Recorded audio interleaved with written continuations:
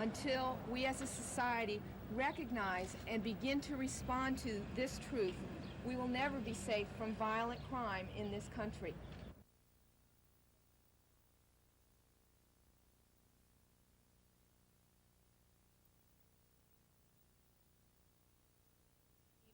Or illegal 350.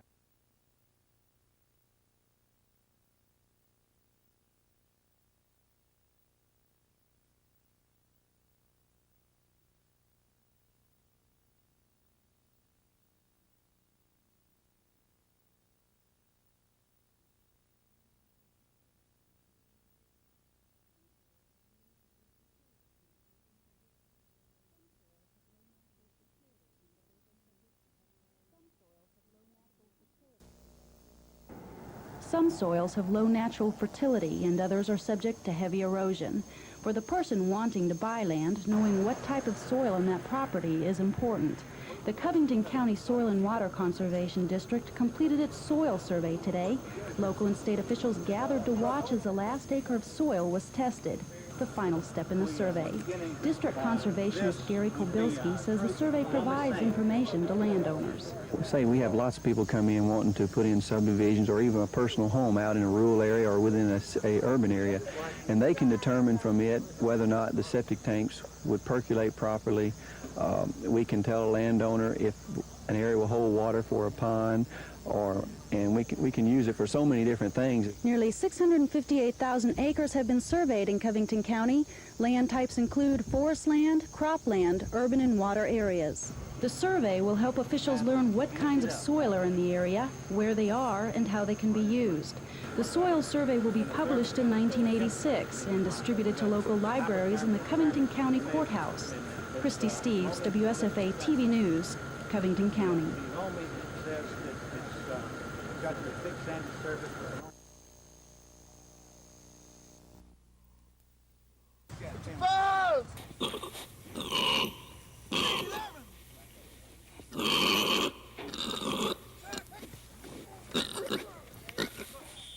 They are the Huntsville Hogs. Center Hog, West Neighbors, David Hoss Hog Johnson, Gary Hog Otten, Hardy Hog Walker, and Willard Boss Hog Sism. A year ago, the Huntsville Hogs had a sixth member, senior hog Mike Adcock. It used to be that we would all ride home with Mike Adcock. It'd be 5 or 6 of the big guys in his car because he was the only one that had a car. But now House has his truck and Wes has a car. You feel like you have relatives down here because they're from your hometown, you know, and that, you know, when you go home, you see them, you know, it's real good kinship. The Huntsville Hogs say it's just a coincidence they all chose the same college, but that Bear Bryant and Alabama's winning tradition did affect their decisions. And yes, they are well aware that winning tradition is in jeopardy this year. But togetherness, a characteristic of all winning football teams, has never been a problem for the Huntsville Hogs. We kid each other about the high school rivalry still, but here at Alabama we go together as a team, and there's no effect of the high school does not carry over here at all. It's a team unity thing now. I sense this little closeness. We need to get a lot more closer, but having so many guys from the same area has got to be a unique situation. I'm always in the house room eating, you know, using a telephone or something like that. And House is a character, you know. I love House to death. Dave Cody, WSFA TV Sports.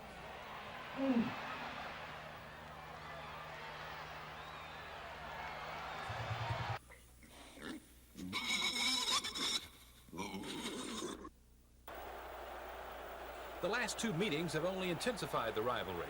Randy Campbell, who quarterbacked the Tigers in Gainesville 2 years ago, accused the Gator defense of cheap shots in the first half. Florida kicked a field goal with 2.5 minutes left in the game to trail by only a point. They were then successful with an onside kick. Auburn's Lionel James still maintains he had the ball in the pileup, but it was given to Florida. The Gators then kicked the game-winning field goal with just seconds remaining. Last year, Neil Anderson appeared to have Florida back in the game with this touchdown run, but officials ruled correctly, as you'll see, that he fumbled the ball just before crossing the goal line. Coach Charlie Pell was incensed in the post-game press conference, accusing the officials of giving Auburn the game. After viewing films a day later, he apologized, but he said officials were wrong on several other calls.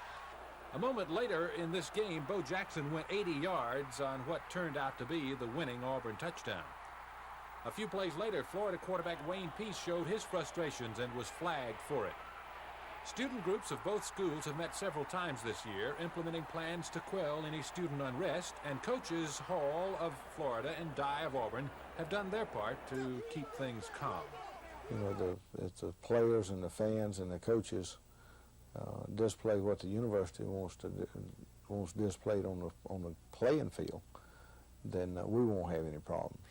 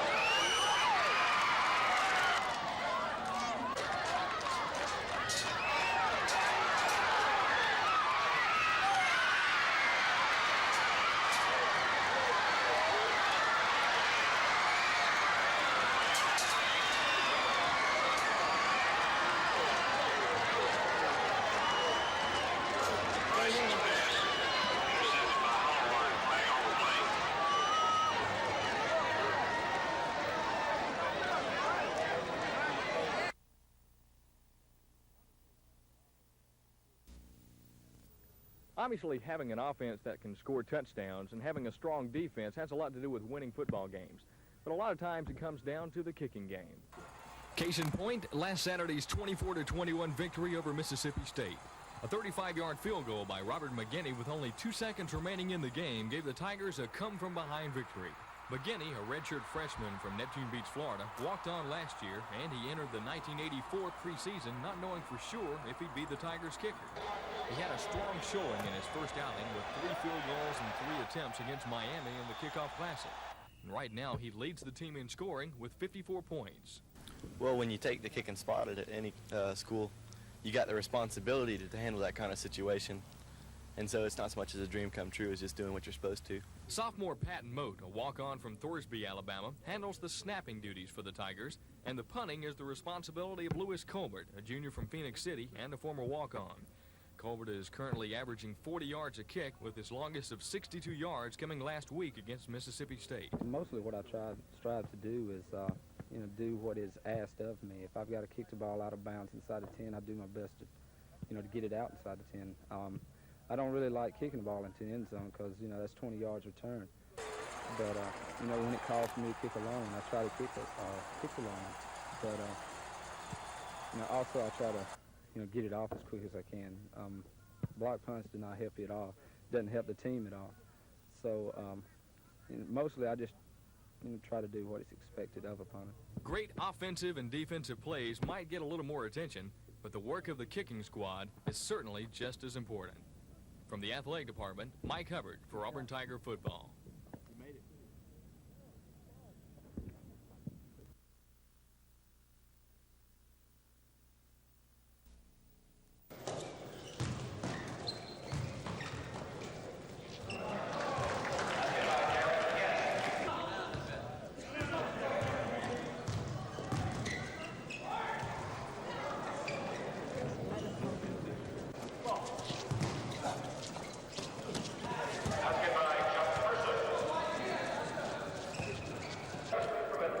I'm really pleased with Terrence Howard.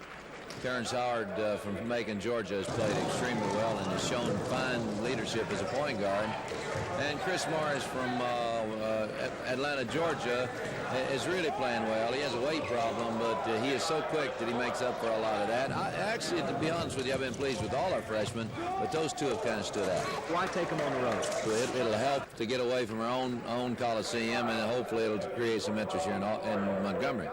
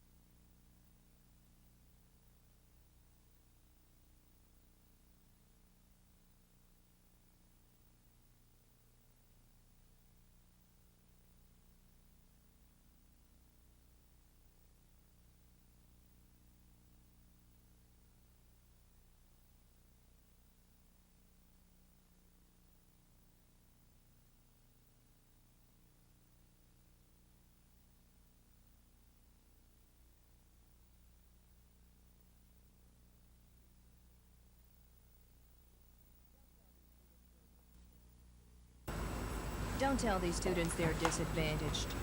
Most know about hard times. They've seen dreams shattered by a society that's rejected them because of a poor economic and educational background.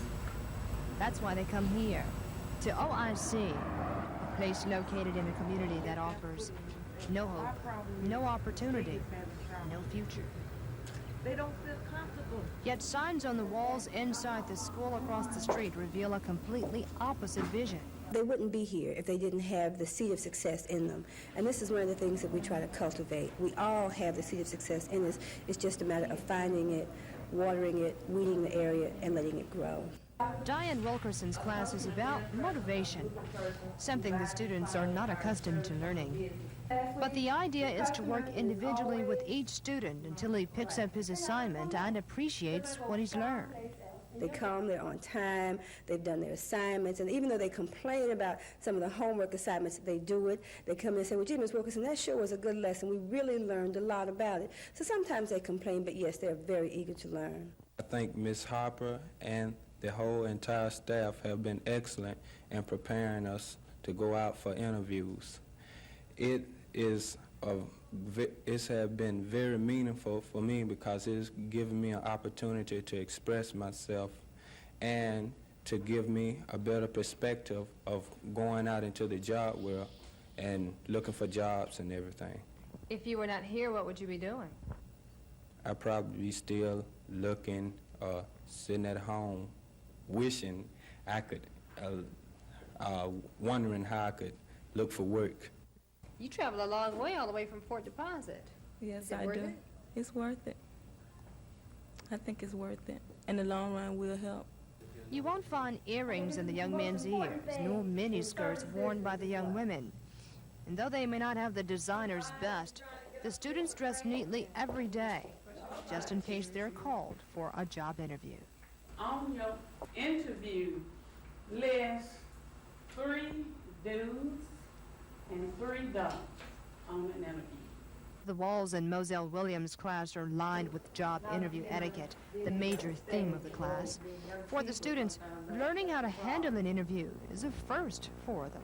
And like the students in the motivation class, had it not been for OIC, they'd probably be at home, doing nothing. At home with my baby, sitting around all day watching TV and, you know, watching him. Well, Cynthia, what kind of life would that have given you? Well, slow life, real slow. Or no life? Yep, no life. So how did you find out about OIC? And are you glad you came? Yes, a friend recommended it to me because she was in the same situation I was. And then she told me about how she got a job going to OIC within 2 weeks' time. And I, you know, came up here and filled out an application, and they called me. And I started here and I've been going here for 2 weeks now. What would you be doing if you were not here? At home, sewing, cooking, and just doing housework. So you want more out of life than just that, huh? Yes, a lot more. Do you feel good about yourself now that you're here? Yes. Yes, I feel really good. So they'll leave class each day with a newfound hope. A hope for them that's likely to turn into a job and a once broken dream come true. Very good.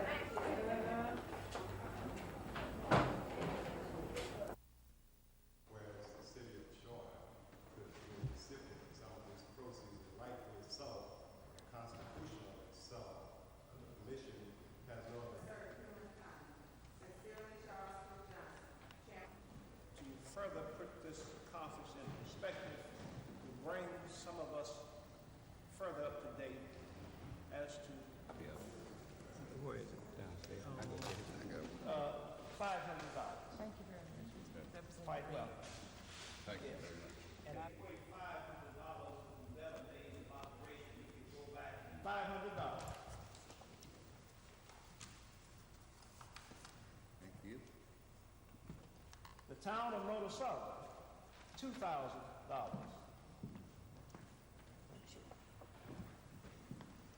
The city of Tuscaloosa.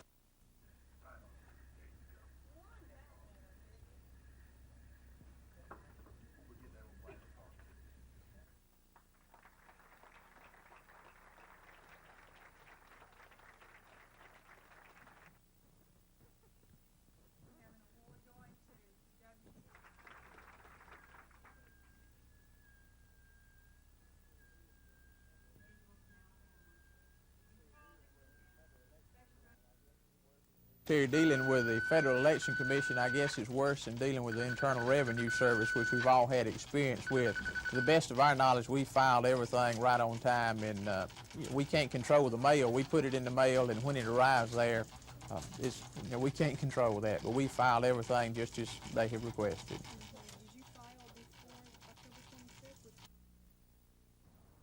To harass blacks in counties where the number of the old Black Joe was intimidated, but the new Black Joe is just infuriated, and we intend to resist and resent this kind of intimidation. It won't work.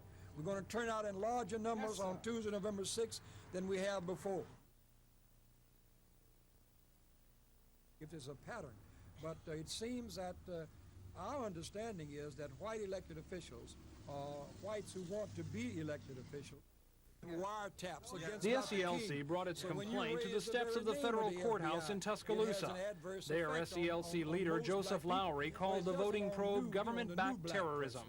The old Black Joe was intimidated, but the new Black Joe is just infuriated, and we intend to resist and resent this kind of intimidation. It won't work. But one of the key figures in the investigation, U.S. Attorney Frank Donaldson of Birmingham, says the voting probe is in no way based on race.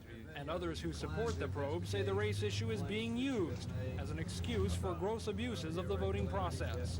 Still, Lowry and the others say so far the investigation itself has proven to be anything but fair.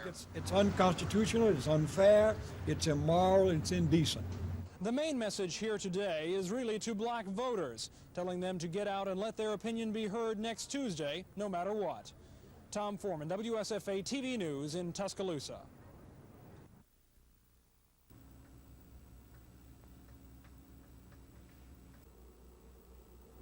To the governor and to the legislature. Yeah. Okay. And it will go to governor. Okay, so the process is universities will come to all three independently. Years, one half the time that this is indicated. Now, they did by the law make it possible for him to add months to that because he served as a contribution of only $3,865 from the 6.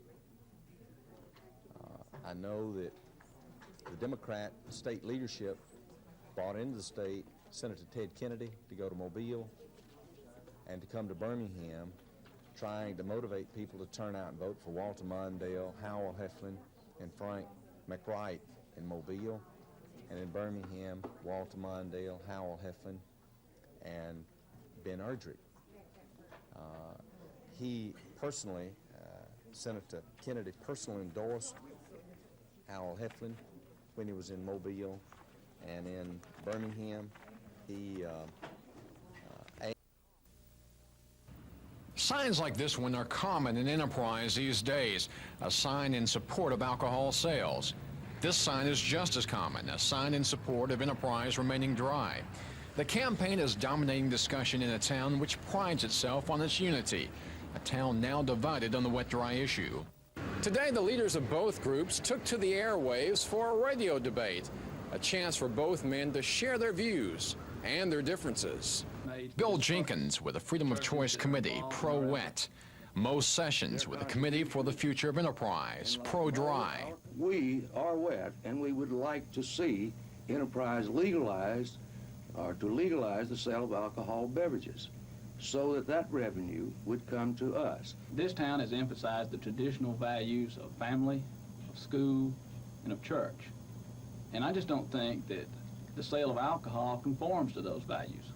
Sessions also disagrees with comments on the number of jobs increasing if Enterprise goes wet. Are we talking about waiters and waitresses or microchip technicians?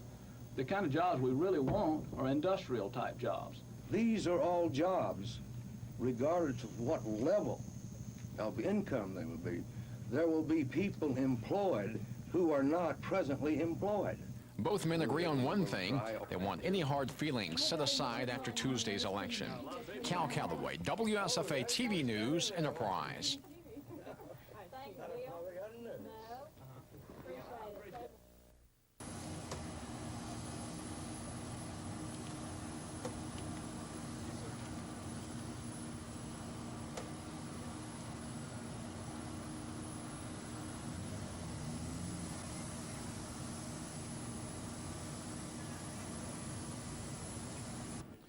Well, I'm leaning toward Pat Washington right now, but we'll have to wait and see how they work out this afternoon and maybe even tomorrow before game time.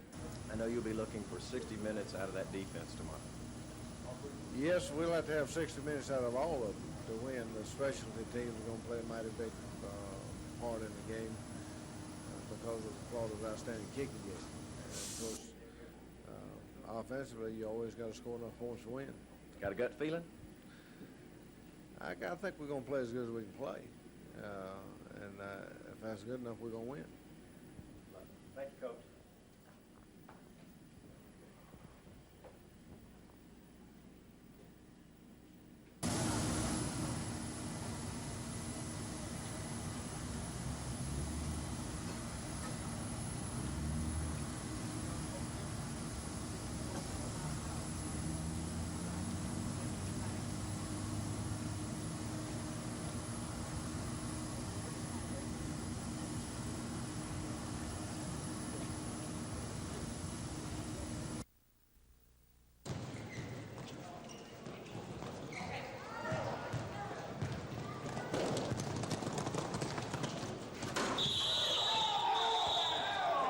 Make sure you seal those people.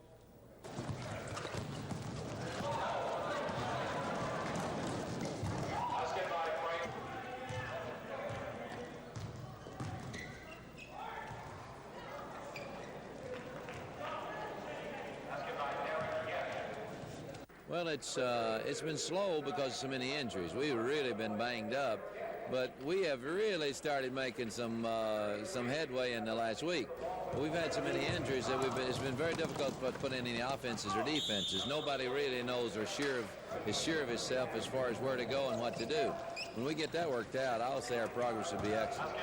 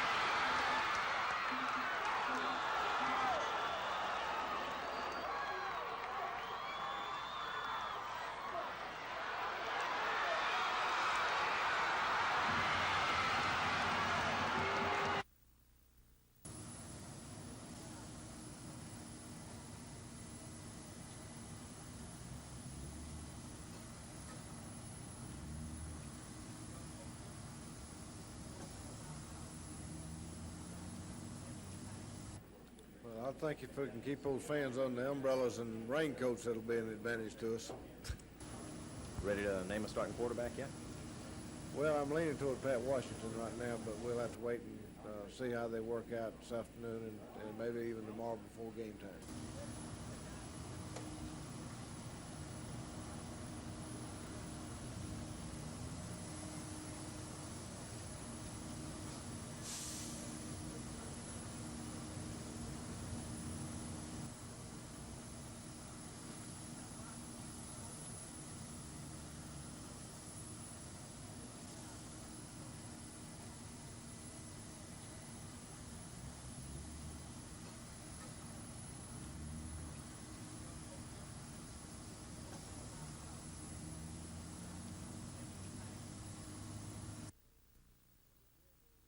Told our players that it will be and expect it to be the most physical game that you've been in.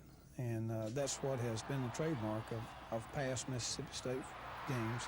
And I don't see any reason why this should be any different. It's a game to be against what's called a Pride Bowl. You know, this term whether or not we have win the season right here. Win this one and the rest of the game. So we really don't have to go out this week and play as hard as we played all season.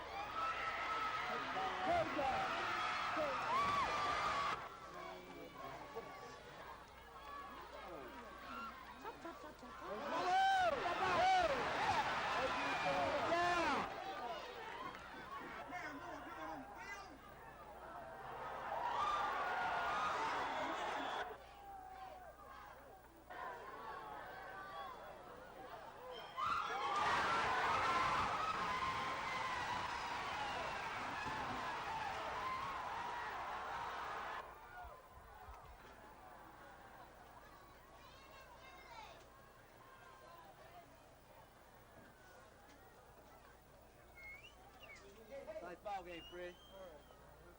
I hate to have to play them.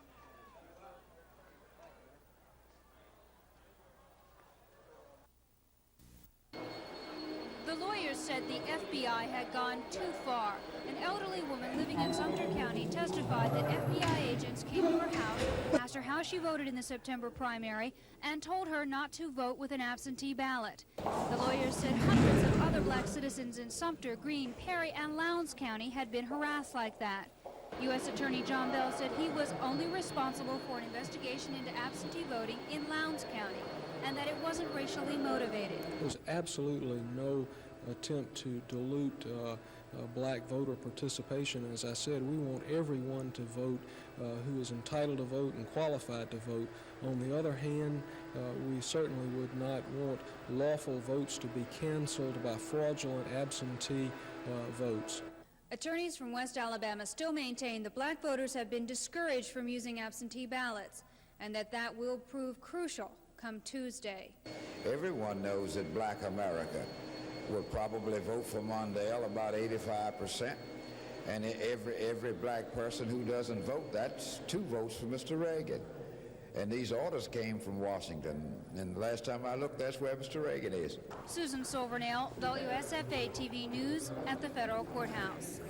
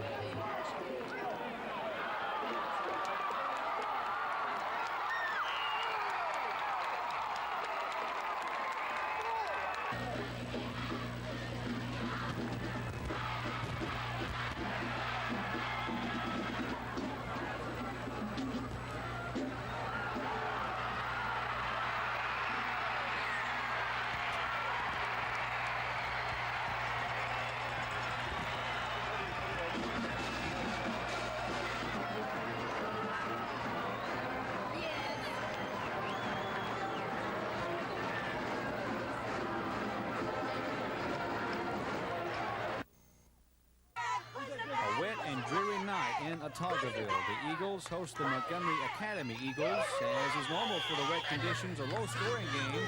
Otagoville's Anthony Rollison scored the only points of the first half. That made it 7-0 at the half. Otagoville ahead. In the second half, after a Montgomery Academy fumble late in the third quarter, Otagoville drove down to the 5-yard line.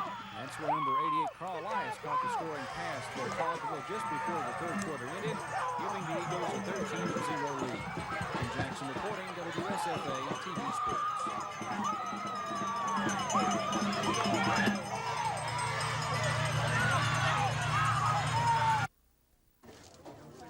In this battle for ballots, Larry Lee feels like David taking on Goliath. And he likes to remind people how that campaign turned out. Lee's second try at unseating Bill Dickinson runs on small-sized contributions, lots of family support, and Ford horsepower. He prefers to call his a grassroots campaign. I've driven 70,000 miles during the course of our campaign, taking the time to go and sit down with people in country stores and schools and factories and their small businesses just to get to know them one-on-one. But Bill Dixon takes campaign contributions from a company that charges its taxpayer $435 for hammers and never says a word. Hammering away This may be at what legal, he calls Dickinson's but it isn't close right. ties to the defense industry. I know the difference He says between Dickinson right has and been wrong. blind to waste When and I'm your abuse in congressman, defense I'm contracts. going to do what... If you're sitting in a committee meeting, which he does, and you make a decision on what defense contractor is going to build a certain weapon system, and then you go to a fundraiser that night and you pick up a $5,000 check from the company that you've just voted to benefit them, I think it makes tremendous difference. Lee's background is in agriculture. He's a former farm writer and radio reporter. Agriculture probably has more of a vested interest in this election I'm involved with than any other segment of our district. And Lee is counting on the farm vote and the votes of average working people to topple his Goliath. Susan Silvernail, WSFA TV News.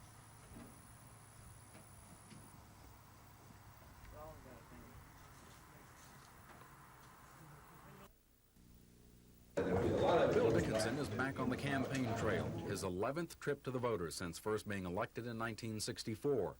The 10-term Republican congressman has been one of only a few Alabama Republicans to hold office despite the ebb and flow of partisan politics. Dickinson has averaged winning nearly 58% of the vote in elections during the past 2 decades, but his last trip to the voters was the closest, winning by less than 1% of the vote against longtime Wallace ally Billy Joe Camp.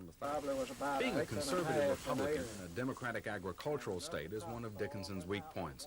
Despite the endorsement of Alabama Farm Bureau and years of trying to be identified with the agricultural community through town meetings and visits involving people like Farmers Home Administration Director Charles Schuman, Dickinson still struggles to win the traditional rural Democratic vote.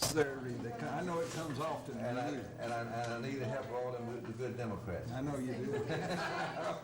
The strong point for Dickinson is his heavy involvement with the nation's defense. Thousands of Alabama voters collect paychecks from Fort Rucker and Maxwell and Gunner Air Force stations in addition to the many reserve units. Many lay the success of the military presence in Alabama to Dickinson's position as ranking minority member of the House Armed Services Committee. If Republicans win control of the House this year, Dickinson could become a major force in Congress as chairman of that committee. Dickinson has won a number of awards for his positions on defense, as well as conservative federal spending and business issues.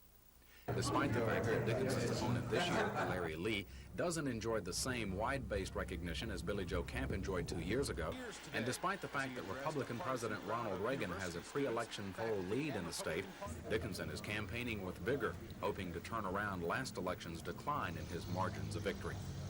Chris Grimshaw, WSFA TV News.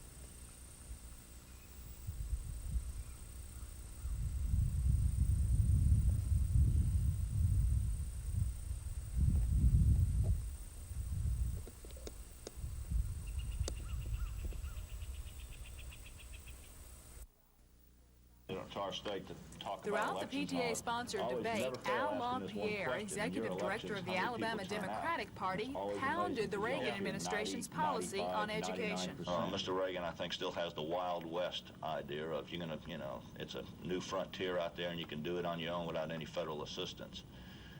You look at school programs in this state. Without federal assistance, we'd be nowhere. In this state alone, in the fiscal year 1985, if Mr. Reagan got his budget cuts, the difference in Alabama would be the state would receive $62 million less. The executive director of the Alabama Republican Party didn't use as many statistics to back his position. He said simply that now, with a Republican president, taxpayers are getting more bang out of their educational buck. That what we are trying to do is shift the emphasis from the federal level to the state and local levels where dollars can be more effectively utilized and are more efficient. So to say that we want to reduce a program on the federal level does not mean that we want to eliminate the program, you understand? What we're saying is we want that program to be administered on the state level and force states into picking up what they should be doing. LaPierre argued that if the tax burden was shifted from the federal to the state level, Alabamians would lose out, because our state receives more federal money than our taxpayers contribute. Connors said the tax structure in Alabama needs revision. Lisa Walsh, WSFA TV News. When Alabama Education Association's Project Teach debuted in Montgomery today for 140 of Alabama's instructors, the Teaching Effectiveness and Classroom Handling Seminar was greeted with enthusiasm. The project is designed to give teachers better communication skills because education officials say sometimes teachers forget that their best teaching tool is just talking and listening to students. And what we're doing from the AEA division, IPD division of AEA, is providing professional development opportunities so that teachers can improve themselves professionally in terms of picking up some skills that will make a difference in their classroom on a day-to-day basis. Director of Performance Learning Systems Incorporated, Steve Barkley, gave the teachers a list of ways to control their class. Barkley says Project Teach gives the educators insight to why students resist them. It reduces problems and it helps the teacher help the student raise self-esteem. Barkley says many classroom problems arise because the teacher-student relationship deteriorates. Hopefully, Project Teach will correct that. Our special concentration during the workshop today is a look at the verbal skills and the nonverbal knowledge that a teacher has to create the classroom environment that leads to more learning. Project Teach is receiving national attention from educators who hope the program will restore teacher control and ultimately create better learning atmospheres. Teachers here are anxious to put the program to the test. I hope it's going to give me a little better understanding of how I can be positive toward my students. I'm a big believer in behavior modification. I think it's going to give me more power for self-concept type of comments in the classroom, for making comments positive. I think it's going to help me develop self-concept. Probably the most important thing that I will get out of it is motivation for my own self. It gets a little out of the theoretical realm, and it really gives us some skills, some concrete kinds of action activities that we can share with our teachers, and I think it's just great. Dean Argo, WSFA TV News.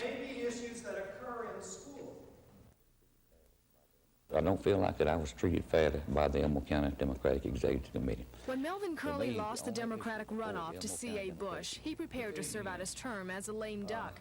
Then, 3 days after the runoff, Bush suddenly died of a heart attack. Along with a lot of other Elmore County voters, Curley assumed he would be picked as the new nominee. Instead, the Elmore County Democratic Executive Committee chose a candidate who placed third in the Democratic primary. To me, the only issue before the Elmo County Democratic Executive Committee was who was the choice of the people. I was the runner-up. Mr. Maherg did not get enough votes to get in the runoff. On a 13-6 vote, the committee chose Elsie Maherg, a former county commissioner. As far as I'm concerned, the Democratic Committee done their duty. That's what the lawyer said after that. I've got no ill will whatsoever against either one. Even the 6 that didn't vote for me, I think they voted their conscience on the thing. And I think they done their job myself. But there are some over here that's real dissatisfied about it. Curley claims he was denied his chance of re-election because some fellow Democrats are upset over a controversial redistricting plan, a plan Curley favored. But he says he isn't giving up. With a group called Citizens for Better Government behind him, Curley is running a write-in campaign. I feel like my chances are real good because the people of Elmo County are up in arms due to the fact of the action taken by the Elmo County Democratic Executive Committee, and they are going to take their time now to go and do a write-in. And I feel confident that we are going to win on November the 6th. I wasn't thinking about no write-in after it was over. Well, I decided it was all over. I thought I was a nominee, but about a week after that, then decided to be a write-in, which is all right with me. But I never have thought too much of a write-in. They don't have as good a chance, I don't think, as if they would if they had the name on the ballot. Both candidates agree this controversy has hurt the Democratic Party in Elmore County, and the Republican Party, with Reagan well ahead of Mondale in the polls, is gaining strength. Something else they have in common, each candidate feels very strongly that he'll be the next District 4 Commissioner in Elmore County. Terry Stanton, WSFA TV News, Wetumpka. It's early in the morning, a cooler time of the day, better for flying a balloon. The United Van Lines hot air balloon has a volume of nearly 78,000 cubic feet. That's only average size for a balloon. It's a careful process to get the nylon material ready for flight. Well, we spread it out on the ground, and we've got an inflator fan that blows it off full of cold air. Once we get it packed full of cold air, we turn the burners on and put the heat in there, brings it straight up over our head. A little more heat, and we got it up in the air. Pilot Doug Garlick flies full-time for United, traveling all across the country. Well, I've always been interested in balloons and used to follow it quite closely, going to a lot of the races and all. And about 3.5, 4 years ago, I got involved with a local balloonist in St. Louis and hung around him and learned a lot about balloons and learned enough that I was interested enough to get my license and pursue it commercially. The United Balloon came to the Wiregrass for the National Peanut Festival, one of hundreds of stops during the year. Doug Garlick says people have a fascination with balloons. For him, balloon flying brings a special joy. Well, it's pretty nice. It's quite a sensation of just floating up there, moving with the wind. It's quiet, and I take these balloons all over the country, and everywhere we go, it's someplace different. It's a place new to see and new people to meet. It's really quite an experience. Cal Calloway, WSFA TV News, Dothan.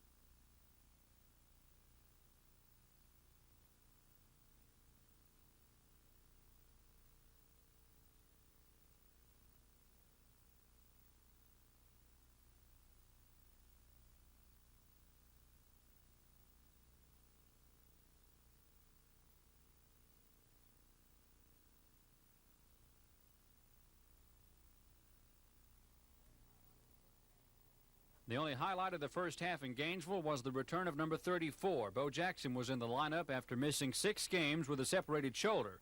Jackson's second quarter carry set up the only Auburn score. Robert McGinney with a 49-yard effort to tie the Gators at 3 before the first half ended.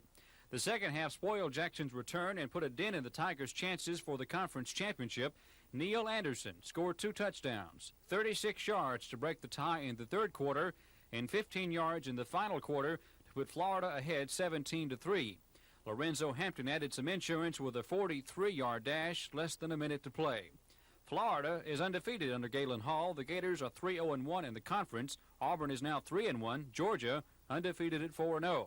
But the conference may declare the Gators ineligible for the championship due to recent violations in the Florida football program. A report is expected this week.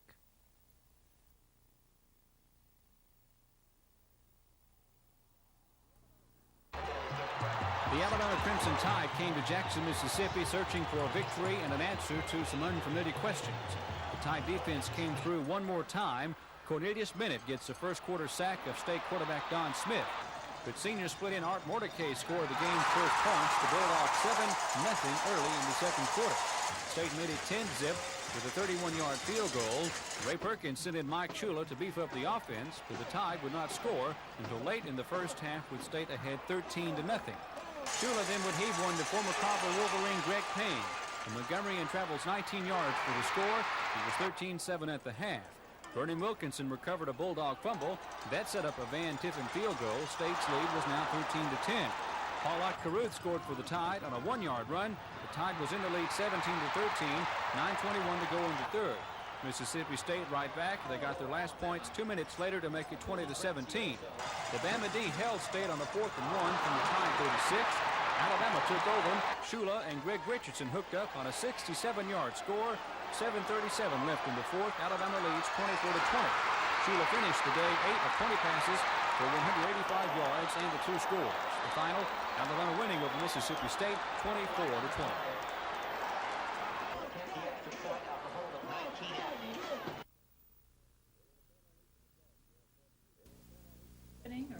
It will depend on each of the clubs. We have 42 clubs in the state of Alabama, so it would depend on each individual club. Now, the Montgomery Exchange Club, of which we have 415 or 16 members, took a voice vote at our meeting on Thursday, and I would say it was pretty evenly divided. You probably couldn't have drawn a decision either way from the way they voted, voice vote only.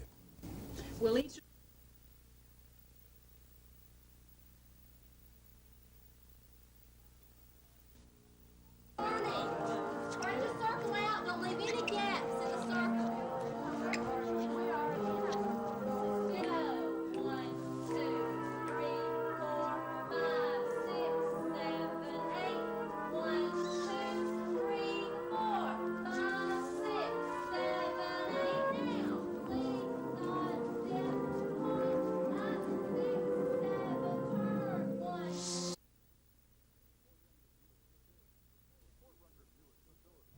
Fort Rucker's newest facility took more than 2 years to complete at a cost of $3.5 million. But military officials here say the building was worth the cost and the wait.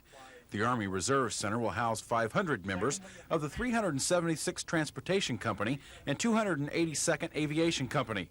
According to Major Leon Dixon, the center was needed to give the units a place to store their gear and also as a primary training facility. On hand for the dedication ceremony, Lieutenant General Charles Graham, the commander of all reserve forces in the Southeast. General Graham says the reserves are an important link in the country's military strength. He says without them, America would be practically defenseless. The United States Army could not go to war in anything, any major conflict at all, without mobilizing the Guard and the Reserve. Just for example, 100% of our capability to expand our training base, if we had it to do so, rests in the Army Reserve. About between 90 and 95% of our petroleum handling capability is in the reserve components. And I could go on and on. But for example, 40% of our combat capability is in the reserve components. So as you can see, we would have to get the reserves and the National Guard if we were going to go into any major conflict. The Reserve Center is one of several projects currently under construction at Fort Rucker. Officials say when the building and upgrading is complete, the post will not only be the largest, it will be the most modern military installation in the country. Dean Argo, WSFA TV News at Fort Rucker.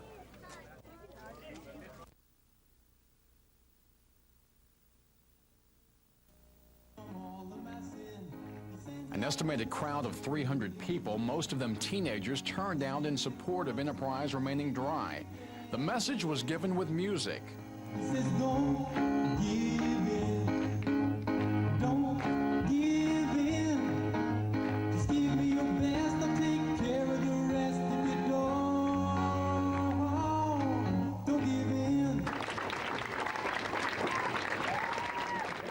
And with words from Enterprise High School's football coach and Miss Alabama.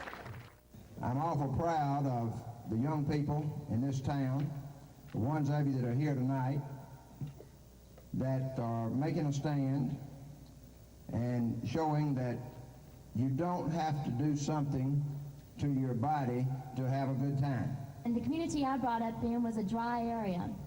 And lately they've had some problems there because of a community nearby that was large enough to decide whether they wanted to become wet or dry. Unfortunately, it became wet. And they're seeing the effects of that now, the problems that they will have there. The young people here tonight can't vote, but they can send a message, and that message has come across loud and clear. Keep Enterprise dry.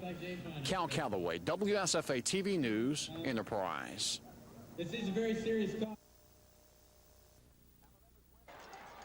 Alabama's win over Mississippi State was keyed by 2 plays from the Tide's offense. Ray Perkins inserted quarterback Mike Shula in the game when the Tide was down 13-0. The sophomore threw 2 scoring passes, a 19-yarder to Greg Payne. Payne played his high school at Carver in Montgomery. And then the winner for the Tide to Greg Richardson. Well, when I threw it, all I could say was, please don't let it be intercepted, because it was a terribly thrown ball. But, you know, that just goes to show you what guys like Greg and all those other receivers can do for you with all the talent they got. Go up after the ball and stay with it and concentrate it and make big plays out of a, you know, so to speak, possibly bad play. For Auburn, the ride home from Gainesville was tough. The 60 minutes against the Gators produced a woodshed defeat for the Tigers. Florida's Neil Anderson burned the Auburn defense twice in the second half. But Auburn's not out of the race yet, as we have 4 Saturdays left in the '84 season. We're not out of the conference race yet. Anything can happen in football, but I mean, we certainly didn't help our chances any here tonight. So, a lot of folks going to be second-guessing you, me, whatever. Don't make any difference. It's all in the family.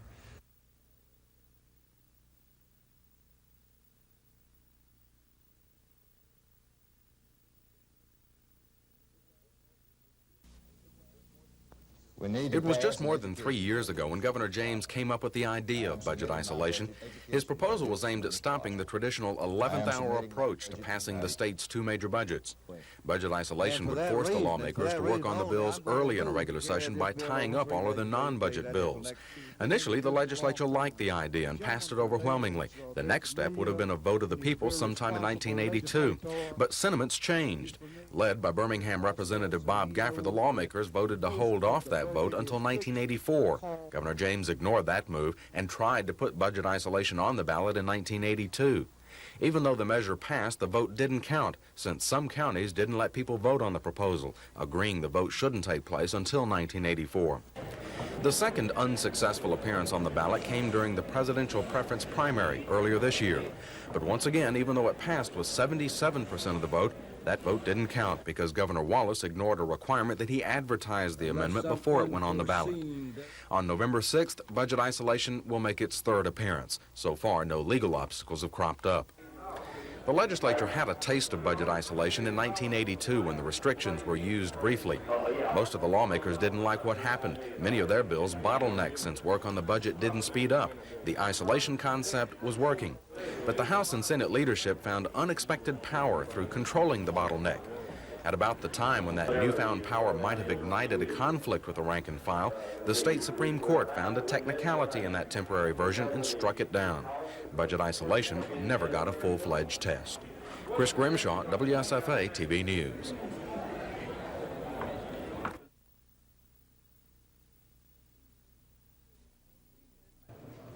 These inmates are serving sentences at 5 state prisons in Elmore County. But today they are waiting for criminal charges to be heard at the Elmore County Courthouse. Today the docket shows 25 cases of inmate crimes waiting to be heard. Prosecutors here say most of those cases are disposed of quickly because the inmates plead guilty. But another inmate activity is causing a problem. Janice Williams is the Chief Assistant District Attorney here. Anytime that an inmate has a disciplinary that they want to complain about, or any time that they say their time has been computed incorrectly, their remedy is a writ of habeas corpus to the Circuit Court of Elmore County where they're housed. We have probably 15 to 20 of those filed every month in this court system.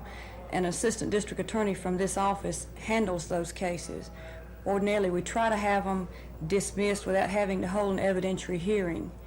And at times we have to bring them over here and appoint them a lawyer and then have a hearing on the cases. So it is extremely time-consuming.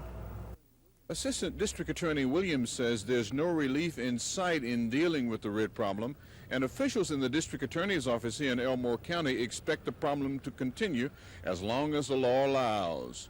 This is Norman Lumpkin, WSFA TV News, Wetumpka.